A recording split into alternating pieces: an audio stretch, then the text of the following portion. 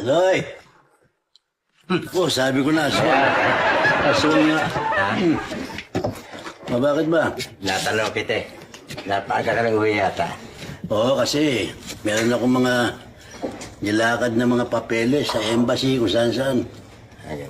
Oo, pati naman. Hindi na ako dumaan sa opisina. Kung babalik pa ako, lalong hindi ko aabutan bukas pa eh. Nga umuwi na lang ako. Tama-tama. Tama-tama ang ginawa ko na umuwi ako ng maaga para makapagpahinga. Hindi na ibig sabihin tama-tama. Tama-tama na nagpapahinga ka, papagupit naman ako sa'yo.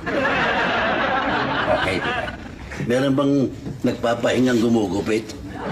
Hindi nagpapahinga, nagtatrabaho yun. Trabaho, babayad naman ako sa'yo, parang trabaho nga yun eh. Hindi naman ako talagang gumugupit eh. Hindi. Bayo totoo niya, wala akong kahiyang na barbero dito eh. Puro asiwa pag ginugupitan ako eh.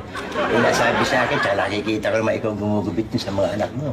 Puro okay ang gupit mo, nakita mo mga tabas, ang gaganda. Diba? Binola mo pa ako.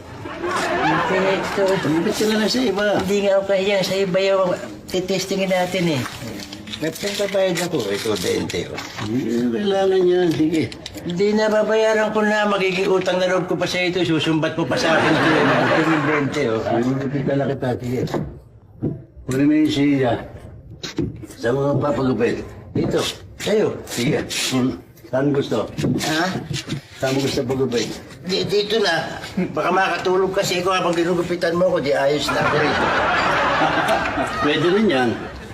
Masama niyan, baka mahawa ko sa'yo, antukin din ako. Oo. Nahawa ko yung gunting, matusok ko yung mata mo. Meron ba magpapagat na kahiga? Masahe lang yan. Mukhang siya. Bigyan mo na dyan.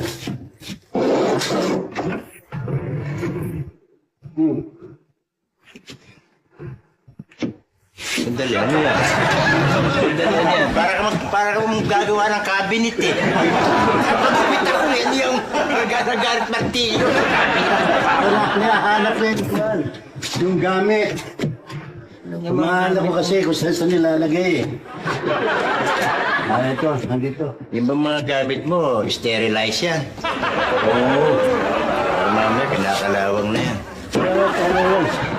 Okay ba?